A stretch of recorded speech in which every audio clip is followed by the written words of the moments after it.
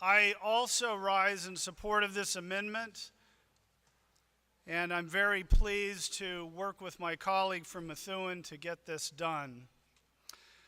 I've been asked 3 questions that I want to address. One of those is, how do we get our arms around this opiate addiction scourge? It's a huge question. We've been asking this for a number of years. We've done a lot of things, including an omnibus bill last year in March, to deal with this.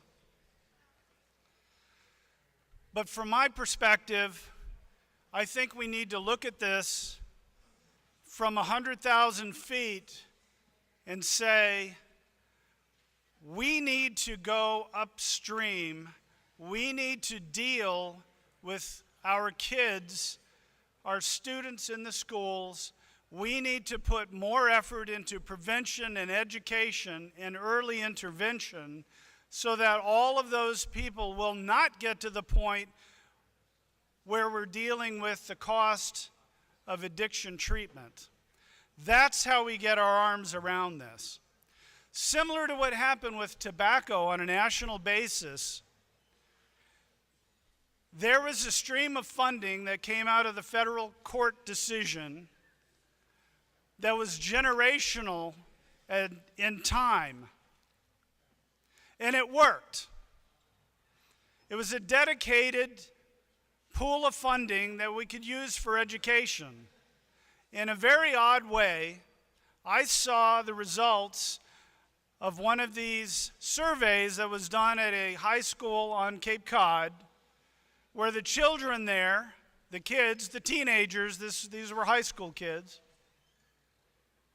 said that they felt that smoking cigarettes, tobacco cigarettes, was more dangerous than grabbing a random pill out of a bowl at a rave party. Now I bring that up because we're doing a pretty good job on the tobacco message, not so good job on the rest of this. But to be able to deal with this for the next 20 years, we need to have a dedicated source of funding that is not subject to the whims of the budget debate that we have every year, but is guaranteed. This bill, this amendment will do that, and it won't overspend. In case anybody objects to this saying we don't know how much money is coming in, that's not a problem because it's the lower of the percentage or $30 million.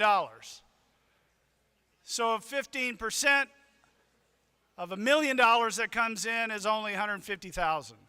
We think that the revenue that will come in from this is somewhere between $100 and $200 million, which brings me to the second question, and that is, how can I make sense of that? What is 100 or 150 or $200 million? How can I measure that?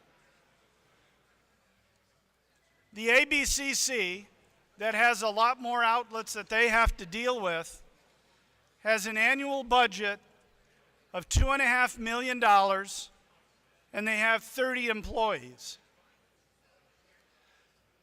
Now, the issues about recreational marijuana and medical marijuana may be more complicated, but to give you that perspective, we're spending $2.5 million a year for the entire activity of the ABCC.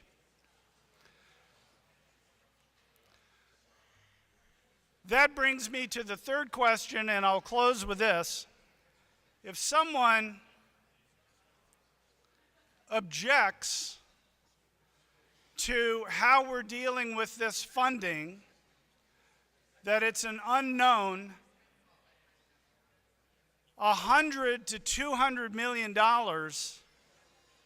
cannot possibly be spent, and I say that with a little bit of a tongue-in-cheek, by the Cannabis Control Commission and the people they're going to hire around them. I think it is very safe to say we could spend 15% of the money that comes in. It's well within what the budget would allow. And I urge everybody to vote for this amendment so that we can put this particular issue to rest, and hopefully in a generation we'll have our arms around the issue and we can finally say that that was just a bad memory. Thank you, Mr. Speaker.